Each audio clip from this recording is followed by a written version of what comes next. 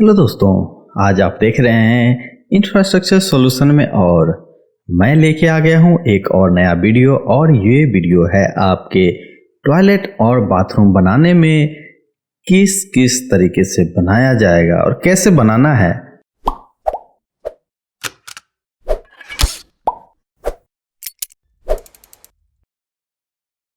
सबसे पहला है कि आपके टॉयलेट का साइज कितना होना चाहिए, मिनिमम कितना होना चाहिए, मैक्सिमम कितना होना चाहिए। तो ये डिपेंड करता है आपके यूज पे।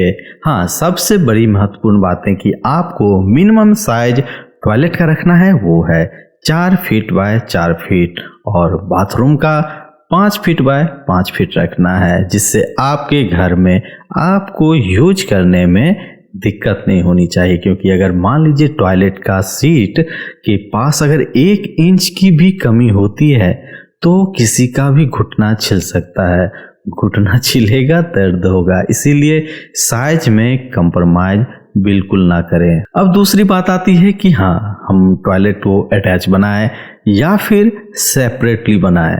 तो इसमें 2 तथ्य हैं, लोगों को अपनी अपनी ज़रूरत के हिसाब से बनानी होती है। किन्हीं को सेपरेट पसंद है, किन्हीं को अटैच्ड पसंद है। हाँ, अटैच्ड में एक फ़ायदा यह है कि आपका जो इंटीरियर होगा या कहें तो उसमें बनाए जाने वाले जितने भी हमारे यूटिलिटीज़ हैं वो देखने में अच्छे लगते हैं इंटीरियर के साथ। और सेपरेट थोड़े से उतने अच्छे नहीं हो सकते, लेकिन इसके बेनिफिट भी बहुत ज़्यादा हैं।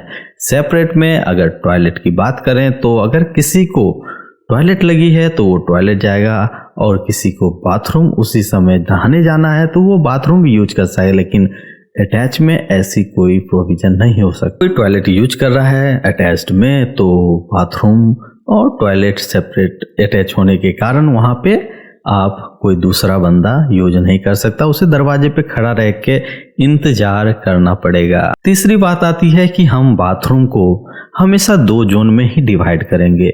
2 जोन में डिवाइड करने का मतलब है कि हमारे पास 2 जोन ड्राई और वेट होता है, जिसमें सूखा और गीला होता है।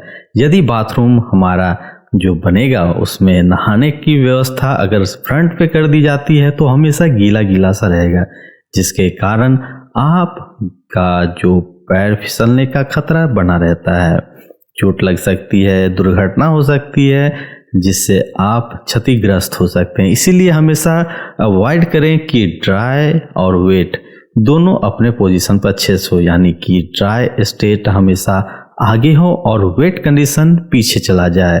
हाँ, इसका भी प्रोविज़न है कि हम जब टॉयलेट या कहें तो जो हम सिंक दोनों यूज करते हैं तो सिंक के लिए मैक्सिमम हम 2 से 2.5 फीट लेते हैं और कमोड का 3 फीट मिनिमम हम लोग रखते हैं। और उसके बाद जो जगह बची गई वो आप वेट एरिया बैक साइड कर दीजिए, जिससे आपको अपने यूज करने के क्षमता को बढ़ाएगा और आपका दुर्घटना होने से भी बचाएगा। और हाँ, एक चीज़ हमेशा ध्यान रखें कि जो वेट एरिया है वो ड्राई एरिया से हमेशा नीचे रहनी चाहिए। मिनिमम 1.5 इंच 2 इंच वो आपके यूज पे है कि आप कितना रख सकते हैं।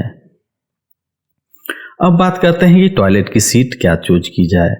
बहुत सी चीज़ें हैं, वेस्टर्न है, इंडियन है और नए मॉडर्न वॉल माउंटेड भी आते हैं।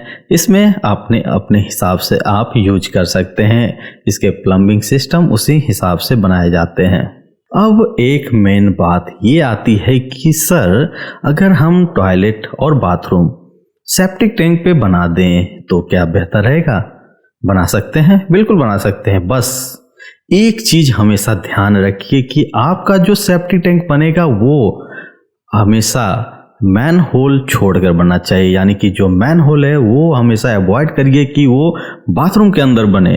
इससे आप हमेशा जो बाथरूम है उसके बाहर बनाइए, ताकि ये आपके जो गंदगी या दुर्गंध कहिए वो अंदर जो है आपके महक नहीं आएगी और आपका क्लीनिंग सिस्टम भी अच्छा रहेगा, लोग का यूजर फ्रेंडली भी रहेगा। और जब कभी सफाई की नौबत आएगी तो आपको फर्श तोड़ने की ज़रूरत नहीं पड़ेगी, वो बाहर ही यूज कर लिया जाएगा। है अगला वेंटिलेशन का। वेंटिलेशन में आपको ये बहुत ही कह सकते हैं कि छोटी बात है लेकिन महत्वपूर्ण बात है, क्योंकि वेंटिलेशन प्रॉपर होने से अगर मान लीजिए कोई टॉयलेट यूज किया जस्ट उसके बाद किसी को यूज करना है तो वो जाने से हिचकिचाएगा, जिसके कारण लोग अवॉइड करते हैं जाने से। इसीलिए प्रॉपर वेंटिलेशन अगर हो जाए तो आपका टॉयलेट पहले से बेहतर हो जाएगा।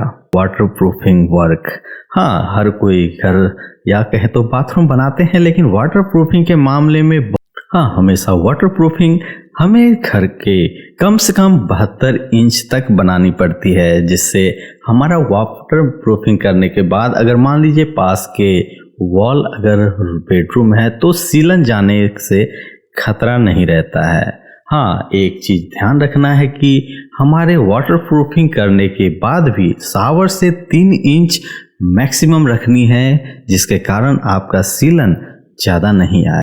अब बात करते हैं फ्लोरिंग। फ्लोरिंग सबसे महत्वपूर्ण चीज़ है जिससे आप हमेशा देखते रहते हैं, महसूस करते हैं और उसके साथ हमें रहना पड़ता है। यानी कि जब आप उसके फ्लोरिंग करेंगे तो हमेशा याद रखिए कि चिकनी सरफेस वाली टाइल्स नहीं लगानी है, हमेशा स्कीट रेजिस्टेंट लगानी है, जिससे आपका स्कीटिंग नहीं होगा और आपका फ्लोर अच्छा हो जाएगा। 9वां है डोर विंडोज।